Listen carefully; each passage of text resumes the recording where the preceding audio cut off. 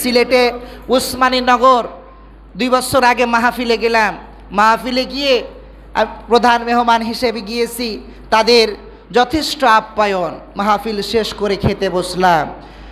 যে মালিক অর্থাৎ যেই ব্যক্তি খাবারের ব্যবস্থা করেছে বেশ ধনাঢ্যশীল ব্যক্তি, বেশ জমি জায়গা থেকে শুরু করে এক কথায় প্রভাবশালী ব্যক্তি।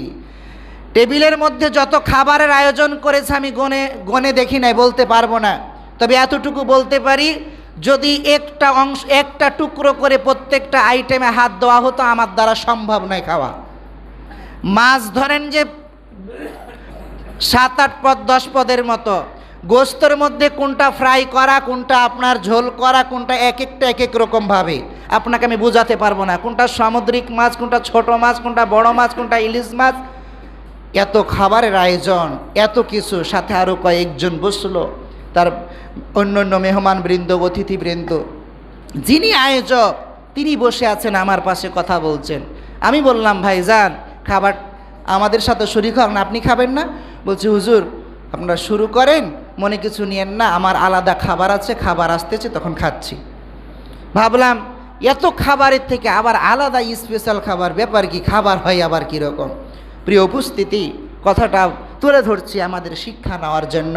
কিছুক্ষণ আমরা শুরুই করলাম, যেহেতু দেরি হচ্ছে অনুমতি দিল, আমরা শুরু করে কিছুক্ষণ পরে ওই বেচারার জন্য খাবার আসলো। বিনা হলুদে বিনা মশলায় পেঁপে ভাজি আর 3টা রুটি, সিদ্ধ রুটি, যেখানে কোনো মশলা থাকবে না, শুধু লবণ দিয়ে সিদ্ধ পেঁপে ধরেন, সে তো ভাজি বলা যায় না, সিদ্ধ পেঁপে আর 3 টুকরো অর্থাৎ 3টা রুটির পিস, সিদ্ধ রুটি। বললাম ব্যাপার কি? বলছে, হুজুর আল্লাহ তাআলা রিজিক উঠায় নিয়েছেন, আল্লাহ সম্পদ দিয়েছেন, রিজিক উঠায় নিয়েছেন। ডাক্তারে বলছেন যদি বাঁচতে চান আর যদি শরীর ঠিক রাখতে চান তাহলে আপনার এই রকম খাবার ছাড়া আপনি এক্সট্রা কোনো খাবারের লোভ করবেন না। আমার নিজের চোখে, আমরা এটা গল্প কাহিনী না, আমি আপনাকে আমার বাস্তবতা আপনাকে শোনাচ্ছি শিক্ষা নেওয়ার জন্য। ভাইরে, দুনিয়াতে বেঁচে থাকলে কত খাবার লাগে, কত খাবার লাগে, রিজিক কি জিনিস, আর দুনিয়াতে বেঁচে থাকতে কত সম্পদ লাগে। বাংলাদেশের 1 নম্বর ধনী হয়ে কি হয়েছিল এফ রহমানের? তার সম্মান কোথায়, ইজ্জত কোথায়? আর আপনি তো কুড়ে ঘরের নিচে যদি একটা টিনের ছাউনির নিচে যদি শুয়ে থাকেন, তারপরও তো আপনি শান্তিতে ঘুমান। ঘুমাতে শুইতে দেরি, বিছানায় পিঠ লাগতে দেরি, আপনার ঘুম আসে না। আর তাদের তো ঘুম হয় না, জীবন তাদের থাকা না থাকা সমান, তামাম বিশ্ব তাদের বেইজ্জিত অবস্থা।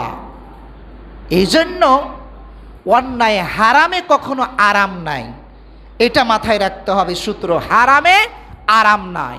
এজন্য আমরা খেয়াল রাখবো সামাজিকমূলক কাজগুলোর মধ্যে এই এতিম সহ প্রত্যেকের হক আমরা সদা প্রস্তুতভাবে আদায় করতে চেষ্টা করবো ইনশাআল্লাহ।